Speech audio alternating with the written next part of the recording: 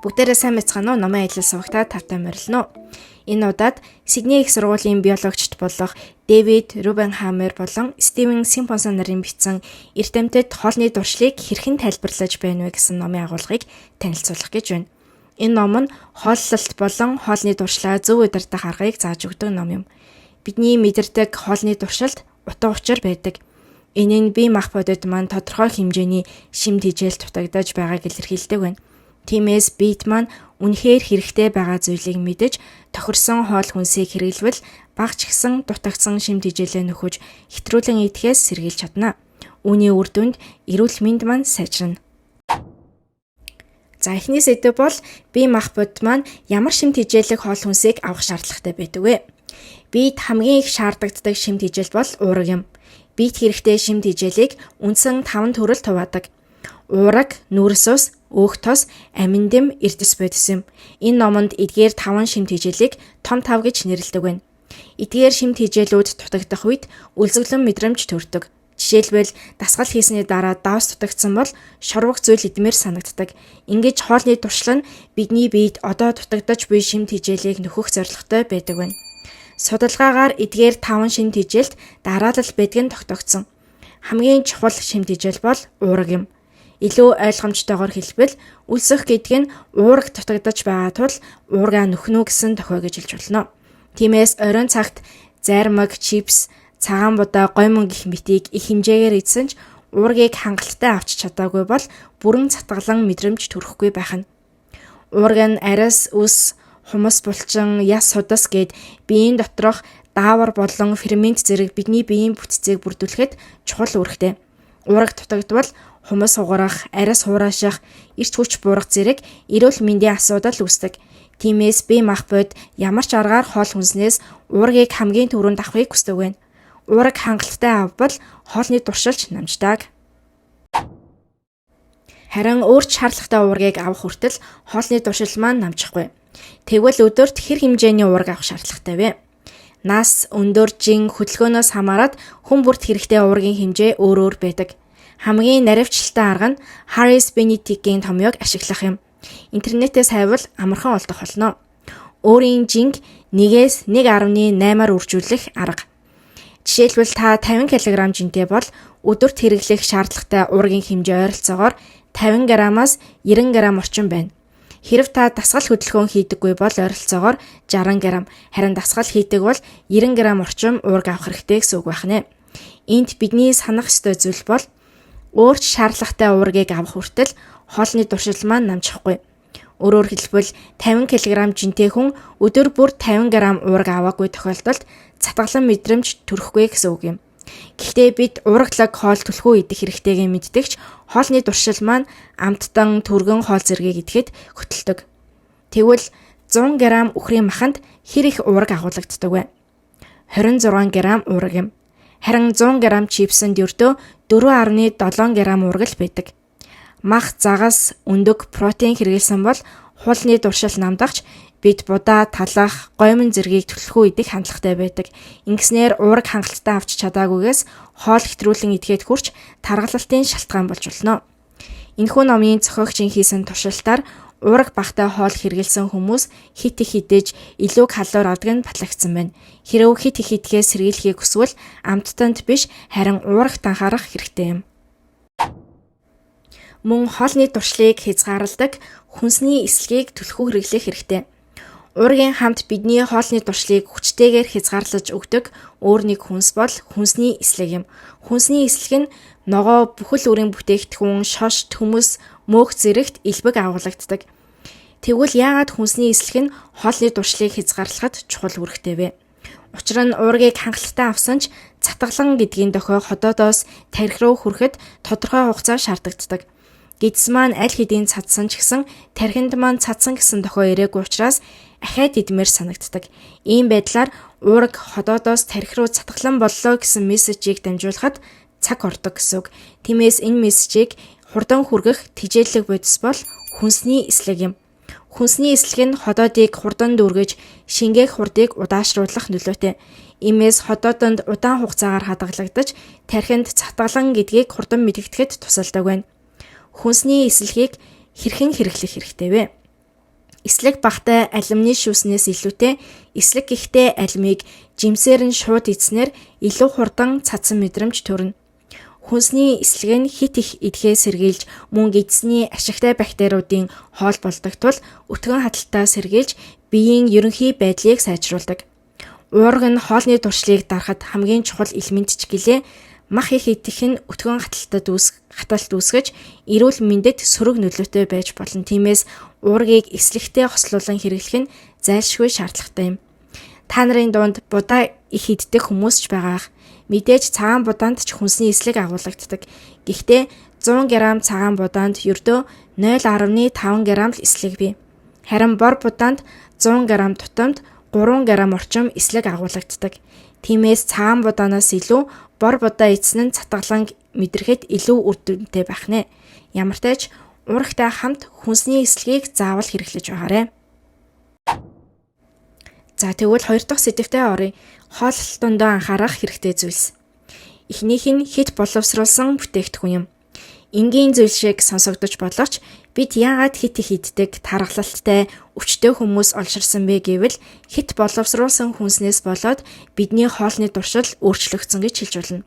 Хит боловсруулсан хүнс нь өндөр түвшинд боловсруулсан орц найрлага, хиймэл, нэмэлт бодисоор хийсэн хоол хүнсийг хэлдэг. Үүнд голчлон, амттан, зармаг, билүү, шоколад, чипс, түргэн хоол зэрэг багтдаг. Гэхдээ эдгээр нь үнэхээр амттай идэх туршлыг нэмж өгдөг. Эдгээр хүнсэнд өндөр фруктозын эрдэнэ шишийн сироп, трансфруктоз, өнгө оруулагч, амт оруулагч, сахар орлуулагч, гялалзуулагч гэх мэт химийн амтлагчууд агуулгаддаг ба эдгээр нь биднийг донтуулах зорилготойгоор бүтээгдсэн юм. Ийм төрлийн химийн бодисуудыг бид гэрийн галт тогоондоо хизээж ашигладаггүй, мөн байгальд ч байдаггүй химэл аргаар гаргаж авсан зүйлс юм. Энэ номонд бичснээр ийм хүнс нь шампунь, будгийн үйлдвэрт ашиглагддаг бүтээгдэхүүнүүд юм байна. Нэмж хэлэхэд хит боловсруулсан хүнсэнд цатгалан мэдрэмж төрүүлэхэд шаардлагатай уурга болон хүнсний эслэг тун бага байдаг. Учир нь уурга ихтэй хүнс нь үнэтэй, харин эслэг ихтэй бол амт муутай болчихдог. Тиймээс хамгийн боломжийн үнэтэй, хямдхан, тэгсэн хэрнээсээ амттай, харин эрүүл мэндэд муу зүйл рүү бид өөрийн ирэхгүй татагддаг. Энэ номон дээр орчин үеийн нийгмийн хоол хүнс бол сүрлийн төвшөнд хүрсэн хэмээн анхааруулж байна. Тэгвэл бид нар яах ёстой вэ? Юуны түрүүнд хит боловсруулсан хүнс идэхийн өмнө уурга болон хүнсний эслэгийг энгийн хоол хүнснээс сайтар авах хэрэгтэй. Энэхүү номонд бичснээр хит боловсруулсан хүнс бидний нүдний өмнө байвал өөрийн ирэхгүй идээд байдаг тул аль болох худалдан авалт хийхгүй байх нь хамгийн зөв арга юм а. За дараагийн анхаарах хэрэгтэй хооллолт бол уургийг ихтүүлж болохгүй, багтуулж болохгүй. Энэ хүртэл уургийг хангалттай авч чадвал хоолны туршлага хянаж чадна гэдгийг ойлгосон баг. Гэхдээ зарим хүмүүст уургийг их хэмжээгээр авал болох юм байна гэж санагдаж магадгүй. Гэхдээ уургийг ихтүүлэх нь сөрөг нөлөөтэй. Жижигхэн эсээс ахуулаад ялаа, хулган, сармагчин гэд бүх амьд биетүүд уургийг хэтрүүлэн хэрэглэвэл хөгшрөлтийг түргэсгэж амьдралын хугацааг богиносгодог гэдгийг судалгаагаар тогтоосон байдаг. Өдөр бүр махыг ихээр иддэг, эсвэл дахианы цээж мах протеинийг их хэмжээгээр уудаг бодибилдингийн тамирчид, спортын тамирчид, дасгалжуулагчдын хөгшрөлт хурдан явагдаж богино наслах хандлагатай байдаг байна. Тиймээс уурга ихтэж болохгүй, мөн багдаж болохгүй байх нь. Хамгийн чухал зүйл бол өөрт тохирсон уургийн зохистой хэмжээг авах явдал юм. Энэ хэмжээ нь биеийн жингийн 1-ээс 1.8 г-аар үржүүлсэнтэй тэнцэнэ. Хэрвээ та дасгал хийдэг бол нэмэлтээр 20-30 г уурга авах шаардлагатай болно. Гол нь уургийг зөв хэмжээгээр авах хэрэгтэй бөгөөд уургийг хэтрүүлвэл хор болно гэдгийг мартаж болохгүй. За дараагийн сэдв бол хоолтын арга барил юм. Уургийг махнаас биш харин шар буурцаг юм уу загснаас аввал илүү дээр байдаг. Энэ хэсэгт бид уургийг ямар төрлийн хүнснээс авах нь илүү дээр болох талаар үзье. Дэлхий дээр янз бүрийн үндэсний хоолны соёл хэм маяг байдаг. Эдгээрээс Blue Zone гэж нэрлэгддэг 100-аас дээш насалсан хүмүүс хамгийн их байдаг бүс нутгийн хүмүүсийн хоолны хэм маягийг онцолж байна. Эдгээр Blue Zone-д амьдардаг хүмүүсийн хоол хүнс нь үндсэндээ дундад тэнгисийн хоолтой төсөө байдаг. Тэдний хоолны үндэс нь ногоо, төмөс, жимс, буурцаг, самар байдаг бөгөөд махыг сардаа дунджаар 5 удаа л иддэг. Түүнчлэн өндгийг 7 хоногт 2-4 удаа, харин загсыг 7 хоногт 3 удаа иддэг байна. Тосны хувьд ихэнхдээ оливын тос хэрэглэдэг, архины хувьд багахан хэмжээний улаандар сэргэлдэг байна. Эндээс харж бодлох гол зүйл бол уургийг махнаас биш харин буурцаг, загас, самар гэх мэтээс авах нь илүү урт наслахад тустай байх нэ. За тэгвэл одоо хүнсний ногоо, жимсгэн гээд хүнсний бүтээгдэхүүнийг хэрхэн хэрэглэх талаар ярилцъя.